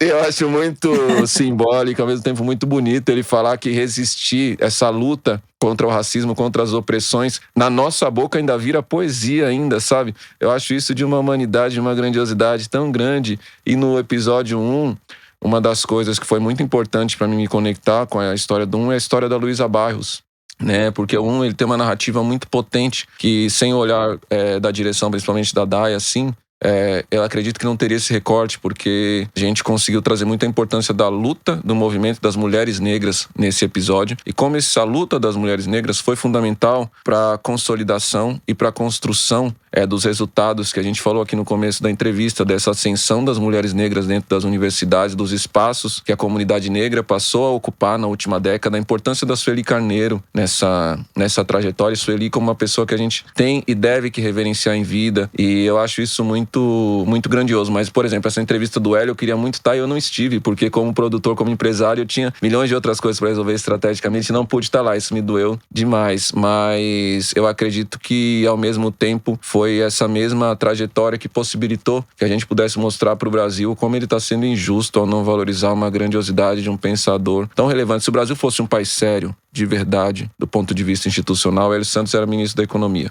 Se o Brasil fosse realmente comprometido com os valores que ele precisa se comprometer na próxima década, entendeu? Não podemos perder essa grandiosidade dessa mente tão brilhante que a gente tem, que pode prestar os seus serviços e realmente resolver questões estruturais graves da nossa sociedade que realmente são fundamentais para pavimentar o futuro, sabe? São as brigas que eu sou muito apaixonado por comprar. E os acervos, né? A gente, infelizmente, lidou com uma questão no meio da pandemia, a gente produziu isso no meio da pandemia. Foi muito desafiador conduzir esse projeto no meio da pandemia de maneira remota, porque a gente perdeu muitas pessoas que estariam na série. A Eleonora, que está no último episódio da série, nos deixou 3 semanas atrás, né? A gente está lidando com muitos acervos de herdeiros, pessoas que sentiram na pele essa opressão da discriminação racial, de fato, que guardam a memória da sua família. E essa comunicação, esse sentimento, essa troca para viabilizar esses produtos mostram como a gente é bastante fragilizado, e a única alternativa talvez seja a coletividade mesmo dentro do ambiente de negócio também, porque eu acho mágico, por exemplo, hoje a gente troca muita ideia, tá mais próximo do Milton e da Regina, do MNU, e como pra mim é importante que eles saibam que eu aqui com 32 anos, só estou aqui por conta da luta deles em 78, sabe? Como isso é importante pra eles, mas é importante pra mim também, porque estando nesse espaço hoje, eles sabem que a luta deles não foi em vão e que aqui na Lab eles tem uma estrutura aliada dentro desse espaço para contar com qualquer coisa. Eu acho que é isso que a gente, quando começa a acender, tem que passar a refletir também. Os nossos passos nunca são individuais. A Isa tá aí cuidando do filho dela, entendeu? Se não cuidasse, o filho não teria destino. Nenhum de nós vive sem esse afeto coletivo. Então, por que a gente tem que construir o ambiente de negócios através da individualidade, sabe? Eu acho que a série ela é uma grande potência criativa, narrativa, histórica da nossa potência coletiva mesmo, assim. Mesmo com todos os desafios, eu Sou apaixonado pela linguagem, pela estética, pela narrativa, pela potência política, sabe? Que a gente foi capaz de produzir mesmo no meio de uma pandemia, assim. Isso pra mim é histórico, assim, sabe? E pela coragem, né? De soltar essas amarras, de permitir esse conjunto criativo num momento de tanto retrocesso, no meio dos destroços. Não dá pra fingir que não. A gente tá caminhando sobre destroços. Ah, Flávia, né? Os caras é ruim, mas nós é teimoso, né? Eles são ruins, mas nós é terrível. Vai. É mais ou menos isso. Eles são ruins, mas nós é terrível. Vai ter dia que vai ser... Que acho que isso que vai ter dia que eu não vou estar bem, mas tem que estar alguém que esteja bem pra me fazer estar bem, pra no outro dia essa pessoa não vai estar bem. E é assim, entendeu? Nessa gente troca. Se segurando. Eu tenho uma história pra contar, uma breve história pra contar antes de encaminhar a próxima pergunta. A gente daqui a pouco tá chegando ao final, né? Porque senão, se deixar, a gente vai ficar aqui o dia inteiro. Mas eu tenho uma breve história que é: o Martin, meu filho, só existe por causa do Emicida. Como assim? Como assim? Então, E do na Lázaro, verdade, Lázaro e esse Emicida são episódio padrinhos aqui é do pra pedir uma Martin. pensão aqui.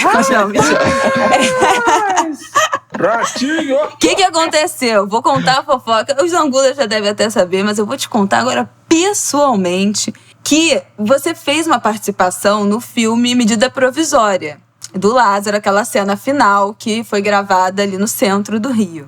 Naquele dia, o Lázaro convocou todos os amigos para irem fazer a figuração ali daquela multidão que tinha que caminhar. Os pretos tudo. A minha mãe falou pra mim: vamos lá, vai ter gravação, não sei o que, nananã. Eu, mãe, pô, vamos. Aí ela falou assim: a Thaís falou que vai ter um show do Emicida. Eu não lembro de ter falado do show, mas Foi tudo bem. show. E o Rafael, que é o meu marido, é filho de amigos da minha mãe, que também são amigos do Lázaro. Foi arranjado, né, gente? Então foi a mesma Foram dois coisa clãs do de filme. Oliveiras, o casamento foi totalmente arranjado. O pai dele falou a mesma coisa: vamos lá, não sei o que. Aí ele, pai, tô voltando do plantão. Não, ele não vai ter show do Emicida. E aí o Rafael foi também. E foi lá que a gente se conheceu. E depois daquilo, a gente nunca mais se desgrudou. E 11 meses depois, Martin anunciou a sua chegada para nascer em dezembro de 2020. O que você tem a dizer sobre isso?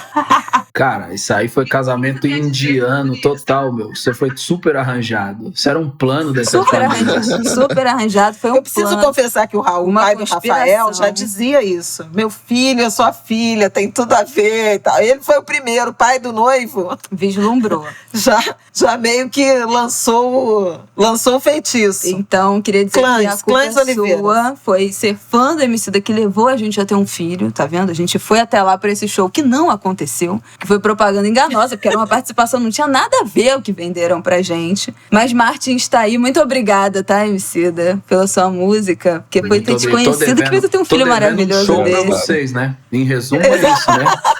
Não, a única coisa que eu tenho pra pedir é que a turnê de Amarelo, quando acabar a pandemia, possa ir criança, porque eu preciso levar meu filho pra testemunhar esse momento. Então, libera pros bebês. Então, os shows vão ter que ser 4 horas da tarde. Porque teve até uns bebês que tem os filhos da pandemia também que chegou aí por causa do Amarelo. Exatamente, é nosso caso. O Martin é totalmente filho da pandemia. Mas por que eu comecei a falar disso, na verdade? Vocês falaram de ter esperança no futuro, né? De apresentar isso, porque a gente precisa também pensar o futuro, a gente precisa triunfar acima de tudo e de tudo que tem acontecido. E eu lembrei que o Amarelo documentário lançou no dia 15 de dezembro. Martin nasceu dia 28, então eu tava, muito grávida. E muito grávida, desde que eu descobri que ele seria um menino, com muito medo de ter um filho, né? Um filho homem negro no Brasil, que será um jovem negro, que será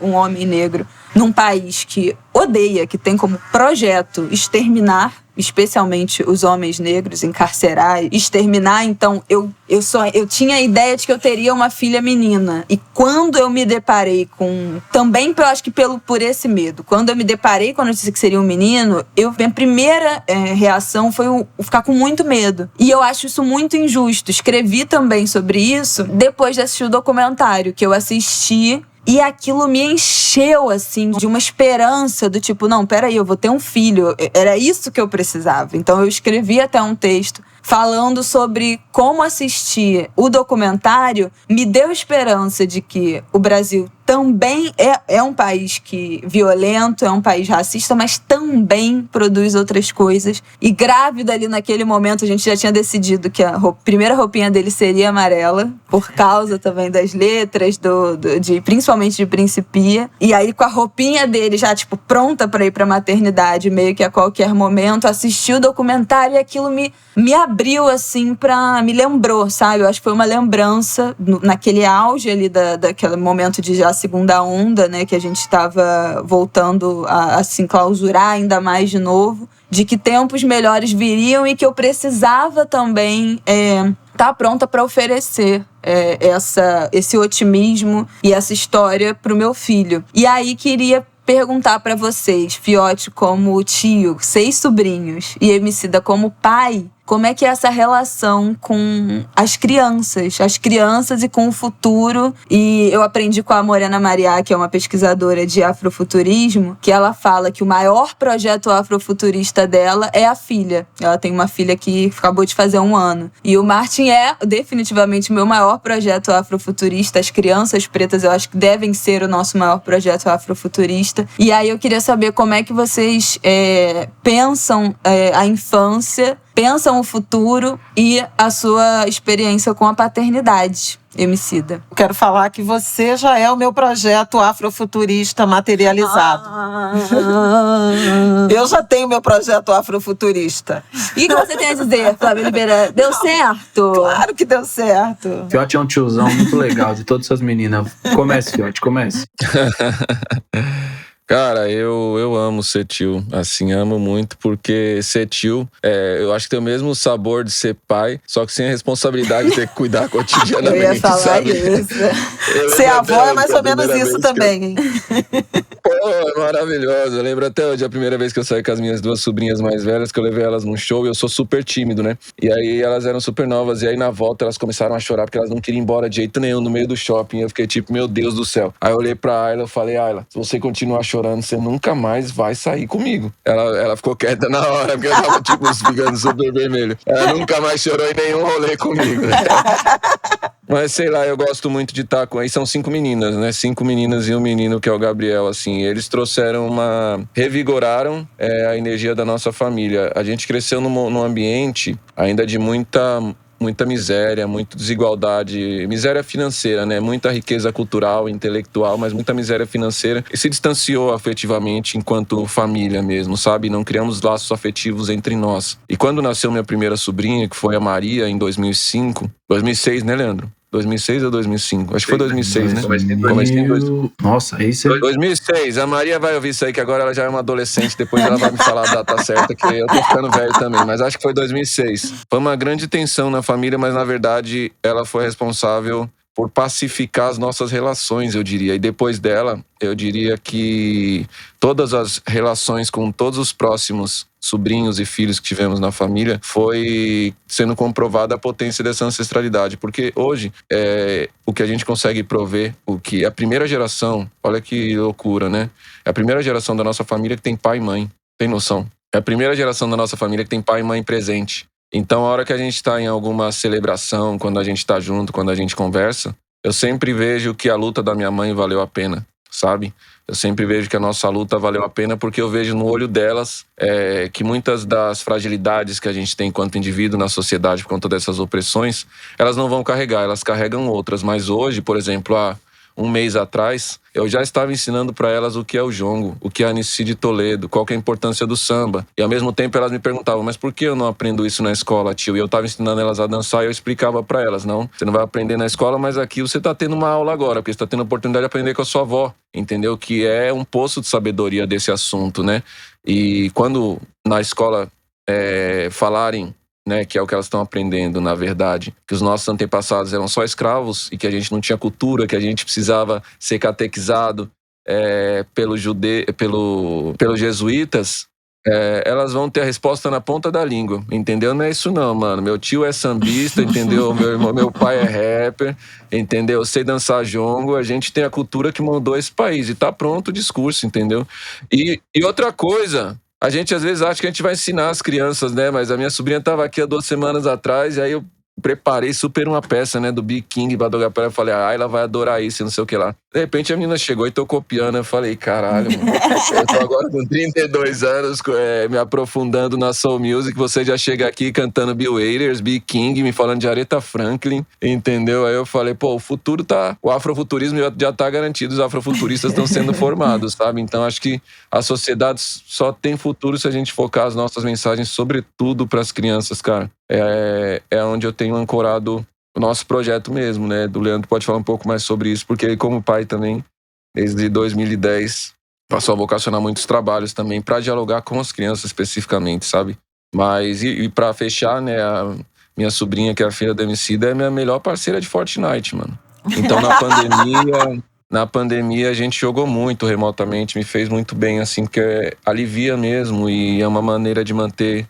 Melhora até a questão neurológica, de você conseguir se desprender de todas essas tensões que estão acontecendo na sociedade e dar risada, e conversar, e dar uns tiros, e cair na ilha, sabe? E poder falar de outras coisas. Então, sem elas, sem essas crianças, eu acho que eu não teria toda a força e não seria o indivíduo que eu sou hoje, sabe? Elas me ensinam diariamente. Essa coisa que o Evandro falou da importância da Maria, né? A Maria, nossa primeira sobrinha, ressignificar tudo. Eu tenho essa memória também muito quente, porque de fato a gente, do ponto de vista afetivo, a gente era muito distante. Sabe, todo mundo tá preso no seu próprio mundo e meio que a gente convivia dentro de uma mesma casa, mas a gente mal conversava uns com os outros. Então a Maria foi a colinha que fez todo mundo se aproximar, porque todo mundo grudou em volta dela, sabe, no berço, essa imagem de tipo assim, ai meu Deus. Então de repente todo mundo queria fazer tudo pra Maria, sabe? E assim todo mundo virou o time que cuidava dela, e as outras crianças foram chegando e esse sentimento foi se intensificando cada vez mais. Eu costumo dizer que quando eu me tornei pai, minha vida deu um restart. Começou de novo. Mas isso é uma frase meio óbvia de se dizer, porque de fato começa. Na vida de um homem, a gravidez, ela é um negócio muito confuso, sabe? Porque, principalmente pra mim, ali eu ficava ali do lado, eu via aquela barriga crescendo e eu ficava tipo, mano, eu não consigo ajudar, tá ligado? Tipo, tem umas coisas que não dá pra ajudar, tem coisa que, mano, é uma gravidez, é assim. Você não consegue pôr a mão e tirar uma dor, você não consegue, você faz uma massagem, um negócio com água morna, uma salmoura, mas, mano, tem coisa que você não alcança. Então também tem um sentimento de inutilidade muito grande. Sabe? Que você fica assim, cara, eu não sirvo pra nada, mano. Sacou? E é muito abstrato, né? Total. Eu acho que até pras mães é muito pouco falado disso, dessa ideia de que quando você descobre a gravidez, a mãe é tomada por um amor genuíno, avassalador. E não é verdade pra todas. Tem mulher que só se conecta com o filho depois que ele nasce, né? Com o tempo. Aquela relação é construída com o tempo. Eu só fui começar a me conectar mais com a barriga quando ele começou a chutar. E assim, não foi uma gravidez planejada, mas foi uma gravidez muito desejada, muito sonhada, mas nem assim, naquele início que você não sente nada, não vê nada, a barriga não cresce, você não tem nenhuma sensação. Cadê, né? Cadê o que é isso que tá dentro de mim? Então, não é simples assim. Leandro, tem uma história engraçada que eu queria que você contasse depois. O dia que ele me contou que a Carolina tava grávida da Estela, mano. O Leandro tem uma forma de traduzir questões complexas em 140 caracteres. Ele me contou desse jeito, assim. Ele falou, então, você pai. Aí eu, tipo, caralho, tinha acabado de sair de casa, tem que pagar o apartamento, nós estamos lançando uma mixtape de 25 faixas, não estamos conseguindo nem se alimentar direito. A resposta dele, super tranquila, foi, mano, nós só vai ter que trabalhar mais. Tem mais uma boca pra alimentar agora. Não, e eu adoro. Sabe o que eu mais gosto dessa história? Foi que vocês perceberam que sutilmente, desde já, a criança era uma responsabilidade coletiva da empresa. Eu ia falar isso, o nós, né? Trabalhar mais, hein? Se vira aí, amada. O filho é nosso. Ai, Jesus. Toma que o filho é nosso. Mas quando é que você se sentiu pai? Isso que você falava da gravidez e tal, de estar muito de fora. Tem um start? Tem coisas que vão colando a gente, né? Como, por exemplo, sei lá, o primeiro ultrassom. Putz, quando você faz o primeiro ultrassom, quando você tem a oportunidade de ouvir o coraçãozinho. Pra mim, acho que talvez por causa da música, por causa da audição, Quando eu ouço o coração das crianças a primeira vez, tanto com a Estela quanto com a Tereza, foi a primeira vez que, tipo, aí desceu a água nos olhos mesmo, que eu falei, ixi, mano, é verdade, o bagulho tá aí. É verdade. É real. E aí, tipo, depois tem aqueles... Agora tem esses ultrassom tudo chique, né? Com imagem e tal, mas que também, sei lá, eu prefiro ainda o som do coração, porque quando você faz esses ultrassom 3D, não parece que a cara dos nenê tá tudo melecada, assim, tipo... Assim, sabe? Tipo, parece geleca. O Márcio não tinha nada a ver. Na outra era igual o Rafael, nasceu a minha cara. Aí, tá vendo? Você pode pegar o dinheiro desse ultrassom de volta. Mas propaganda enganosa. A ficha cai realmente, eu acredito que... Bom, pelo menos pra mim foi dessa forma. Quando eu peguei no colo. Foi quando eu peguei no colo e... A primeira vez, porque aí eu olhei, ela olhou pra mim. Eu pensei, eu sou tudo que essa menina tem, saca? E a sensação de ser tudo pra alguém é uma sensação que você se sente sagrado, saca? E aí eu acho que ela me colocou numa posição de olhar pro mundo, porque, pô, Evandro pode falar, direto ele fala isso aí também, ele é rei de argumentar comigo assim, você tem que falar com tal pessoa, mas fala o MC da Amarelo, não fala o MC da primeira mixtape não, senão você vai machucar as pessoas, tá ligado? Toda vez que ele precisa que eu chegue fofinho, ele fala, o MC da Amarelo precisa ligar lá, não sei aonde, falar com não sei quem. E o Amarelo é filho dessa experiência, né? E o Amarelo é filho dessa experiência.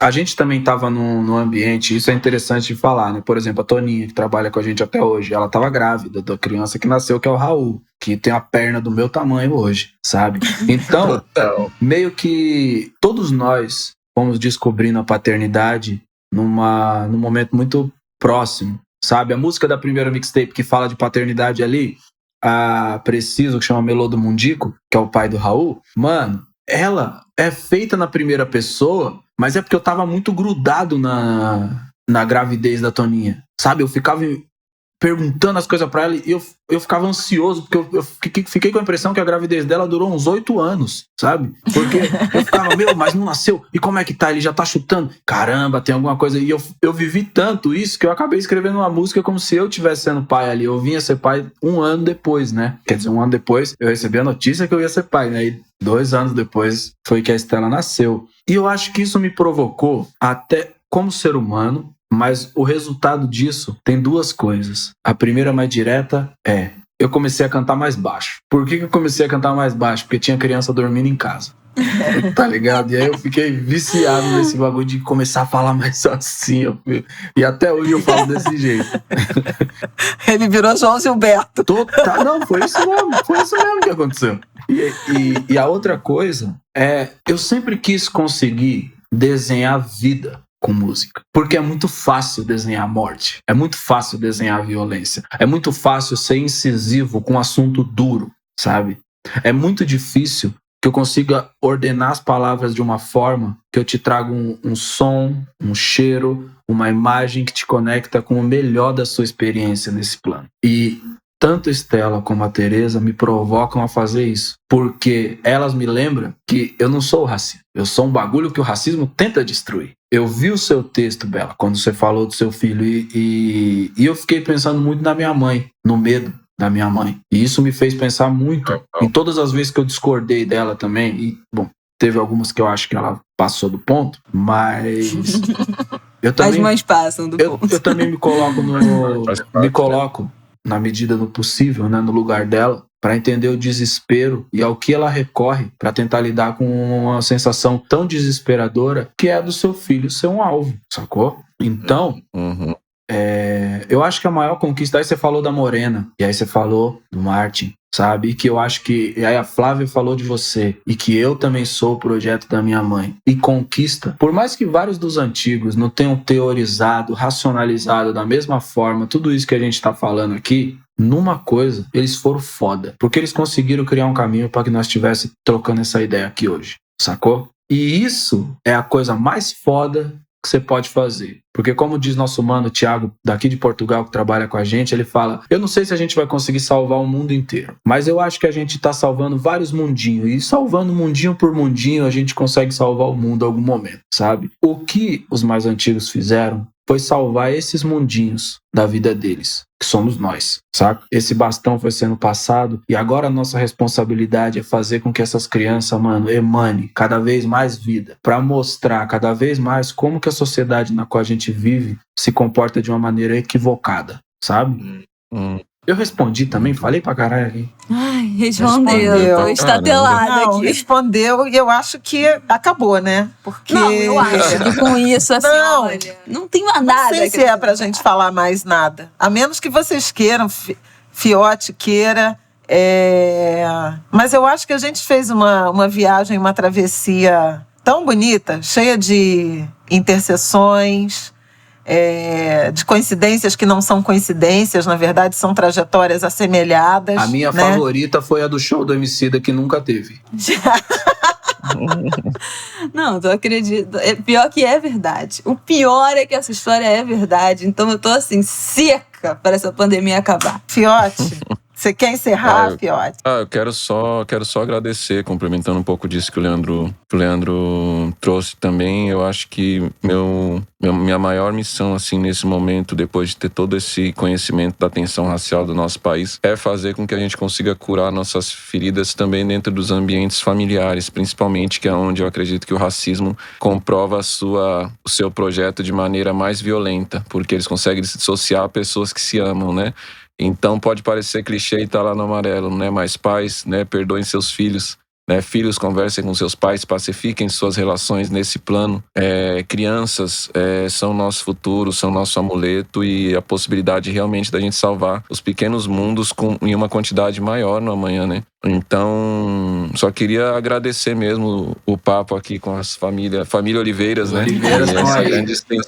Essa grande extensão, na verdade, dessas histórias que são complementares e para mim foi realmente uma troca muito, muito emocionante, muito bonita mesmo. Só saio daqui com 4 ideias, né? Diferente a minha mais 3, a que vocês trouxeram a também. cabeça fica fervilhando, né? É muito bom se sentir como um ser humano complementar mesmo dentro dessa trajetória assim. Então, obrigado mesmo. É isso, bonito. Flávia, Bela, valeu. Gosto demais de vocês. Torço Abraço demais por e vocês. agradeço. Tô muito feliz que chegou o nosso momento de estar aqui no podcast também. Centésimo, né? Voltem muito sempre.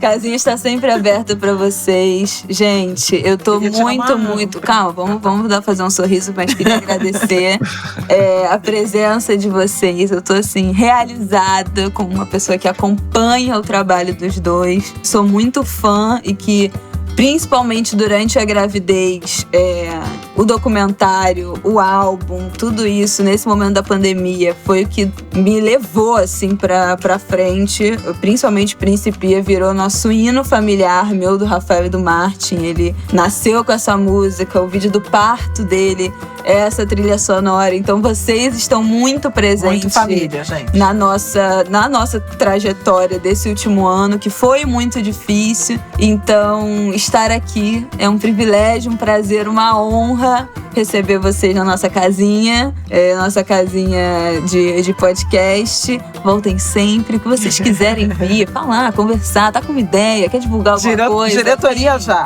Pode mandar mensagem, vem, pode voltar. E muito obrigada por vocês estarem aqui com a gente. Quer falar alguma coisa, Flávia? Não. Esse foi o episódio 100. Sensacional. Aê. Que honra. Valeu. Muito obrigada, Angulers. Até. Junto, né? Pois é, por gente. Ficaria melhor se tivesse chegado com a cerveja. Exatamente. Angulers, espero que vocês tenham gostado. Até terça-feira que vem. Eu não sei nem o que a gente vai inventar mais nesse podcast depois disso, depois desse drop the mic aqui, porque o sarrafo tá muito alto. Até terça que vem, espero que vocês tenham gostado desse episódio. Um beijo, se cuidem, boa semana. Cuidem-se bem, agosto tá no fim. Mantenham o silêncio, guardem o silêncio. O rei ainda está presente. A Totô.